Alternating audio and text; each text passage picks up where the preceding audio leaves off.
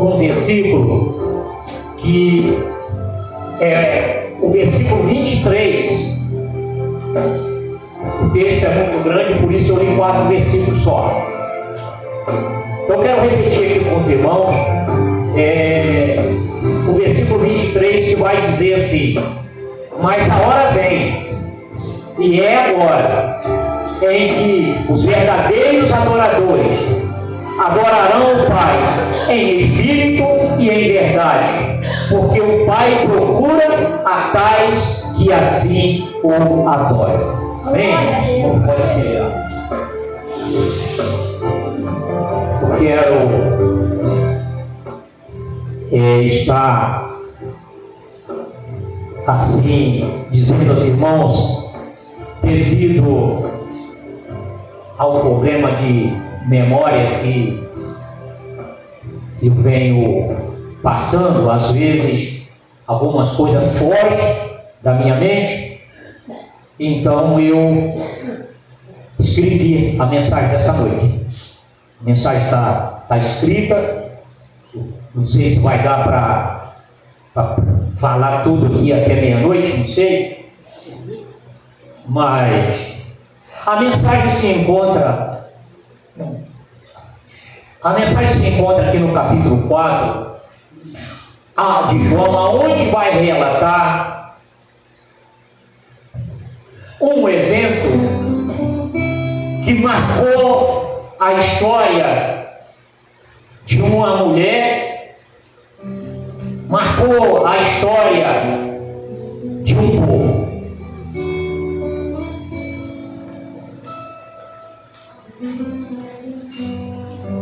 O que acontece aqui nesse capítulo 4 de João é uma profecia que se cumpriu muitos e muitos anos depois de ser profetizada.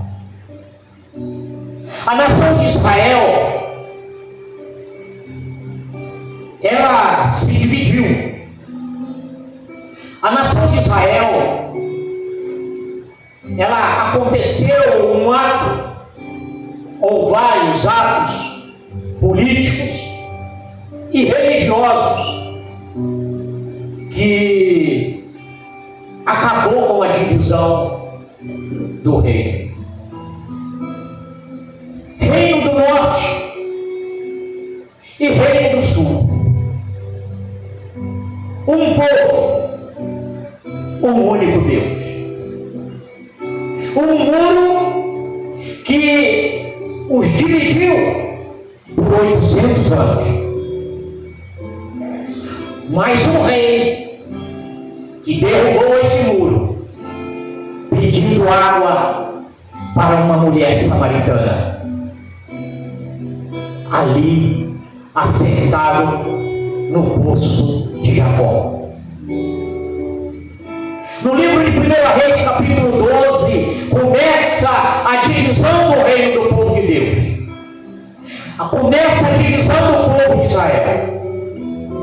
A divisão nasce quando Roboão, filho do rei Salomão, assume o trono e escolhe o orgulho, colocando altas cargas de impostos e trabalho sobre o povo. Quando ele pede conselhos a quem não sabia aconselhar, quando ele pede conselhos a pessoas que eram mal intencionadas, o povo se separa. 10 tribos lideradas por Jeroboão ao norte, 2 tribos sobre Judá ao sul. A ferida começa com a decisão política, mas se transforma numa separação espiritual. O norte cria altares próprios, procurando sua própria forma de adorar. O reino cai sobre a Síria e a mistura de povos dá dá origem aos samaritanos. E o povo e o muro entre irmãos se solidifica. A separação, o povo se separa. Há 10 tribos ao norte, 2 tribos ao sul. E essa mistura entre povos, que dá origem aos samaritanos, cria um ódio entre os irmãos. No livro das Crônicas, nós também podemos encontrar essa história. Jerusalém, o templo, a linhagem de Davi, como o centro da fidelidade, reforçando a ideia de que o sul manteve a pureza e o norte se desviou. A rivalidade espiritual agora ganha raízes teológicas. Em Esdras, quando os judeus voltam do exílio e querem reconstruir o muro e o templo, os samaritanos tentam ajudar. Eles tentam ajudar, oferecem ajuda, oferecem apoio, mas são rejeitados pelos judeus que dizem: vocês não têm parte conosco. E então a separação entre irmãos, ela é institucionalizada. Não existe mais acordo. Acabou. Não tem mais acordo. Agora os irmãos se separam definitivamente. Profetas como Amós, Oséias, clamam ao norte. Isaías e Jeremias clamam ao sul. Um chama o povo ao arrependimento por causa da idolatria, e o outro por causa do orgulho. Deus envia vozes, profetas, tentando unir corações que insistiam em andar separados. O Antigo Testamento termina com uma nação dividida, geograficamente, politicamente, culturalmente e espiritualmente. Entre o Antigo e o Novo Testamento há 400 anos de silêncio e 800 anos de brigas entre o mesmo povo. Neste período, judeus reforçam Jerusalém e os samaritanos constroem seu templo no Monte Gerizim. Cada um dizia: aqui, este é o lugar, o verdadeiro lugar de adoração. A divisão agora vira doutrina. Então chega Jesus, o rei que não constrói muros, mas que derruba muros.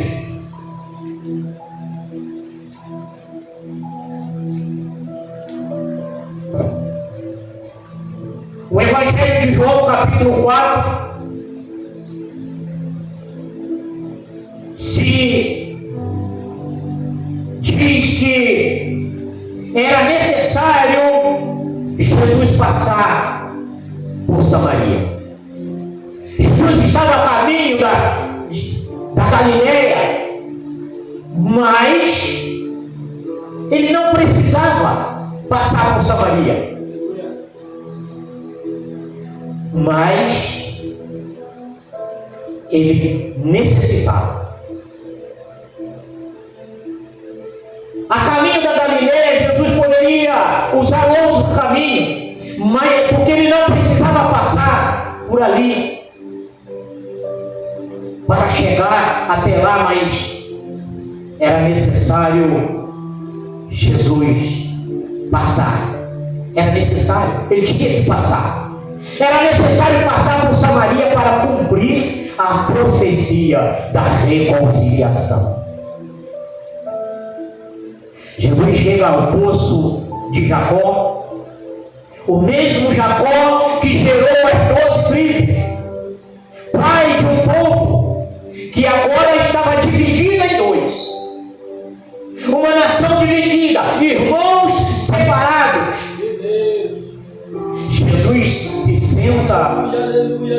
Jesus se senta justamente no lugar que lembrava a origem da unidade que havia sido quebrada. Uma mulher se aproxima, samaritana, ela era samaritana, ela tinha uma fé misturada, havia sido ferida pelos 5 maridos que já tinha tido, ferida pela sociedade, ferida por 800 anos de história. Mas Jesus escolhe justamente aquela mulher, naquele lugar, uma mulher ferida, uma mulher machucada. Jesus escolhe justamente aquela mulher para dar início a uma reconciliação entre dois povos, que na verdade eram um povo só. Jesus escolhe aquela mulher sofrida, aquela mulher machucada, aquela mulher que diante da sociedade não valia nada. Jesus se aproxima daquela mulher, ele inicia um diálogo, ele inicia uma conversa. Mas Jesus estava cometendo um erro ao falar com uma mulher, porque naquela época um homem não podia se dirigir a uma mulher estranha. Um homem só podia falar com sua esposa ou com suas filhas. Ele não poderia falar com uma mulher, mas Jesus se aproxima daquela mulher, quebrando paradigmas, dizendo que, olha, é chegado o reino de Deus. E Jesus então inicia uma conversa, um diálogo com aquela mulher. Ele inicia pedindo água. Dê-me água. O poço onde deu origem às tribos, o lugar de culto, Gerezim ou Jerusalém. A identidade de judeus e samaritanos e a sede, tanto física quanto espiritual. Quantas pessoas hoje estão com sede espiritual? Estão esperando uma palavra, estão esperando alguém dizer, olha, você é importante para Deus. Nós somos importância para Deus, não importa a que povo pertença, a que sociedade pertença, todos são importantes para Deus. Lá em Mateus capítulo 11, Jesus vai dizer, vinde a mim todos. Todos. Jesus não está dizendo, vinde a mim os judeus. Ele não disse isso em momento algum, em tempo algum, vinde a mim os judeus. Não. Ele vai dizer, vinde a mim todos. Todos os que estão cansados, sobrecarregados, oprimidos. Vinde a mim todo aquele que quer se aliviar do cargo que a sociedade coloca e impõe sobre ele. Porque a sociedade gosta muito de colocar cargas sobre nós. Olha, você não pode. Você é isso, você é aquilo. Esse lugar não é para você. Essa posição não é para você.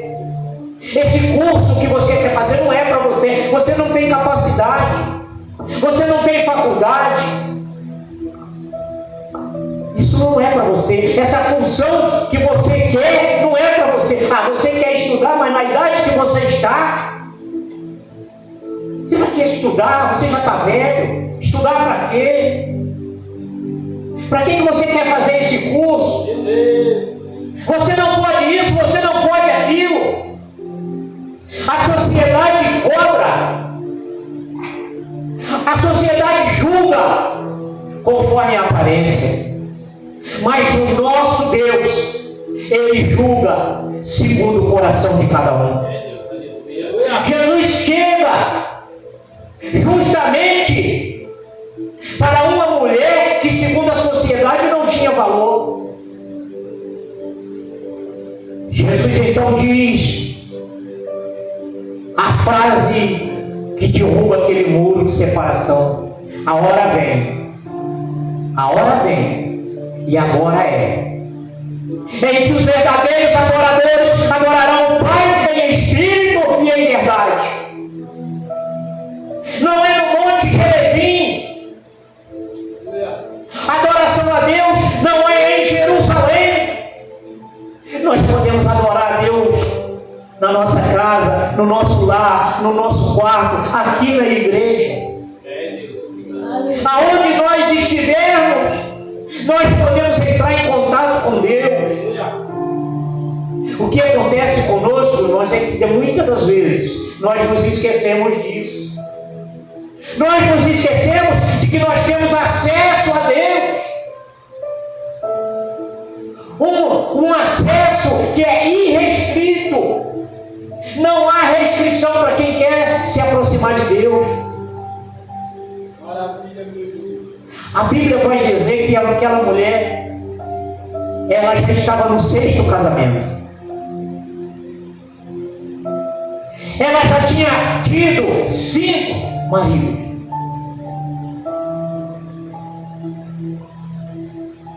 E ela já estava no 6º. E Jesus então diz para ela: vai lá, chama teu marido.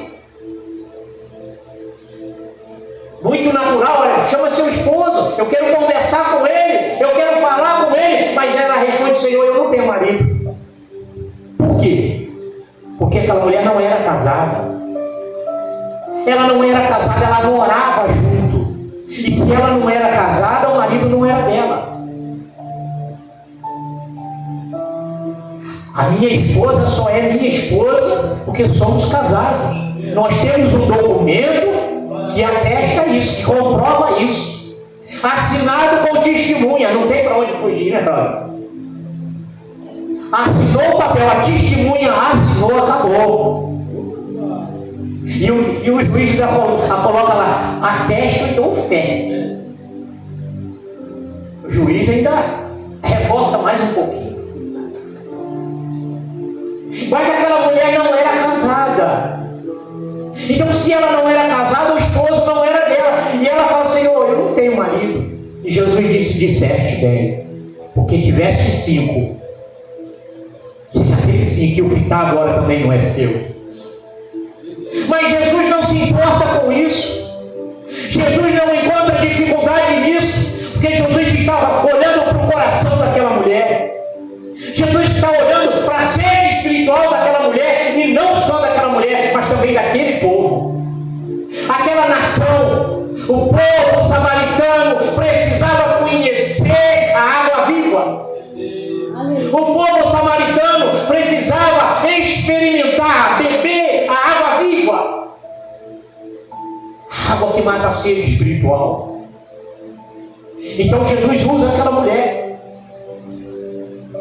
Agora, nem norte nem sul, nem judeu e nem samaritano, agora um só povo, diante de um só Deus, pela mediação de um só Messias. O Evangelho chegou. Chegou o Evangelho. O muro caiu. O muro que separava judeus e samaritanos caiu. Agora Jesus chama aquela mulher, ele conversa com aquela mulher, e ele diz: olha, vai e anuncia aos teus. Aquela mulher sai dali com uma missão de evangelizar a sua família, porque é pela família que se começa a salvar. A salvação começa na sua casa. A salvação começa com os seus. Primeiro você salva a sua esposa, primeiro você salva o seu esposo, primeiro salva seus filhos, para depois anunciar o mundo, para depois continuar pregando. Às vezes as pessoas querem pregar para o mundo, mas não pregam para a família. Às vezes nós deixamos de falar para quem está perto de nós e queremos falar para quem está longe. Então Jesus mostra para aquela mulher: chegou o momento, a hora é agora. E esse versículo 23, ele repercute até hoje. Ainda hoje, Jesus procura os verdadeiros adoradores. Não importa a igreja, se é batista, assembleia, ou presbiteriana, ou congregacional. Importa que adoremos a Deus em espírito e em verdade. Aleluia. Não importa o lugar, é aqui, neste templo, é na nossa casa, é onde nós estivermos, temos que buscar a Deus em espírito e em verdade. Aleluia, Deus. Não é pela lei, não é pela obrigação, é pelo amor. É pelo amor a Deus. Ali no poço do pai das 12 tribos, Jesus desfaz o que Jeroboão e Roboão fizeram. O muro que eles fizeram, Jesus quebrou. O muro da separação. Glória a Deus. Maravilha, meu Jesus. O muro que separava irmãos, pessoas do mesmo sangue, da mesma família.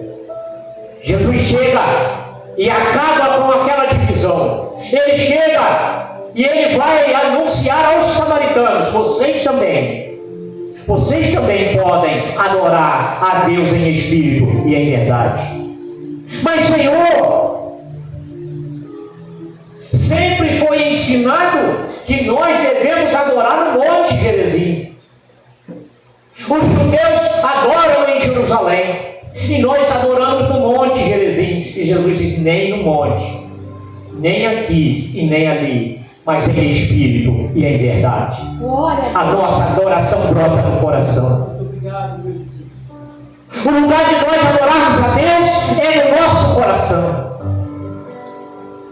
Não adianta subir monte, fazer sacrifício, se o coração não estiver cheio de amor. Aleluia, Jesus. Não adianta ir ao vale, jejuar, fazer penitências, se o coração não estiver cheio de amor por Deus, pela obra de Cristo, pelo Evangelho. Aquela mulher se torna a primeira evangelista, a primeira missionária. A cidade se torna a primeira colheita entre os rejeitados. E a reconciliação começa aonde ninguém esperava. A reconciliação começa em um povo excluído, em um povo odiado, em um povo que não tinha valor. Ali começa a reconciliação. E a reconciliação começa onde Israel se dividiu, Jesus Cristo uniu. Aonde Israel separou, Jesus ajuntou. Jesus veio para quebrar laços. Ele veio para derrubar muros. Ele veio para ajuntar e não para espalhar. Ele disse: eu não vim para julgar o mundo, mas para salvar o mundo. Jesus não veio para condenar ninguém. Quem condena é o ser humano. É o ser humano que condena, é o ser humano que julga. Jesus disse: eu não julgo, porque que eu não vim para julgar. Eu não condeno porque eu não vim para condenar. Eu vim para salvar. Jesus veio para salvar. Jesus veio para salvar todo aquele que crê. Não importa se é judeu ou se é samaritano, se é brasileiro, se é argentino, se é paraguaio, se é japonês ou se é chinês, não importa. Jesus veio para todos. Eu vim para que tenham vida, disse Jesus. Amém, Jesus. Em João 3,16, Jesus vai dizer que Deus amou o mundo, ao mundo. Lá não diz que Deus amou Israel. Lá diz que Deus amou o mundo de tal maneira que deu o seu Filho unigênito, para que todo aquele que nele crê não pereça, mas tenha vida eterna. Aleluia. Então nós precisamos crer. Aleluia. Somente crer. Creia. Creia na promessa de Deus. Creia que Jesus morreu e que ressuscitou. Que Jesus veio para quebrar essas barreiras. Aleluia. Essa nossa fortaleza. E é função da igreja, a obrigação da igreja é dizer: Jesus é o caminho, Jesus é a verdade, Jesus é a vida, Jesus é amor, Jesus é a reconciliação com Deus. Essa é a obrigação da igreja. A igreja não está aqui para julgar ninguém. A igreja não está aqui para apontar pecado de ninguém. A igreja está aqui para apontar o caminho dos céus. E o caminho do céu é Jesus Cristo. Aleluia. A igreja está aqui para dizer: Jesus ama você. Aleluia. Maravilha, Jesus. A função da igreja é dizer: Jesus te ama. Aleluia, Jesus. E se você quiser mudar de vida, Glória a Deus. Jesus te recebe de braços abertos. Jesus. A divisão acabou. A divisão não existe mais. Quando Jesus morreu na cruz, o véu se rasgou de alto a baixo. O véu da divisão. O véu da separação. Agora não existe mais separação. Não existe mais divisão. Porque Jesus morreu por todos. Aleluia. Jesus morreu em nosso lugar. Onde Jeroboão ergueu altares, Jesus derramou água viva. Onde Roboão criou dor, Jesus derrama graça. Glória a Deus. Aleluia. Aonde alguém te feriu, Jesus te unge com o azeite santo, com a graça salvadora. Glória a Deus. Aonde aquela pessoa te machucou, Jesus derrama água viva, aquela água fresca que vai aliviar a sua dor, que vai fazer com que você tenha esperança e vai fazer com que você tenha uma nova visão da sua vida. O muro que reis ergueram cai quando o Rei dos Reis, o eterno Rei, se sentou à beira de um poço. Jesus se sentou ali à beira daquele poço, famoso poço de Jacó. Aleluia. Que Jacó cavou aquele poço com muito trabalho, com muito esforço. Jesus se senta à beira daquele poço para dizer: olha, eu sou a água viva. E se você beber dessa água, jamais você terá sede. Aleluia. Porque enquanto os homens dividiam a nação, Jesus unia o céu e a terra. Os céus e a terra estão unidos hoje. Hoje nós podemos acessar os céus através da nossa oração, Aleluia. através da nossa comunhão com Deus. Porque aonde Jesus chega, até ferida de 800 anos precisam se render aos seus pés. Aleluia. Eu não sei quanto tempo essa ferida está te machucando. Eu não sei há quanto tempo faz que você está sentindo essa dor. Eu só sei de uma coisa: Jesus é o remédio para te curar. É Deus. Aleluia. Jesus é o remédio para sarar essa ferida.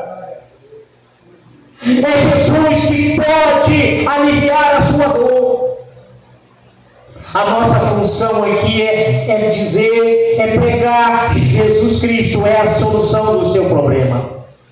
Entrega tua vida ao Senhor, confia nele, porque o restante Ele vai providenciar na sua vida.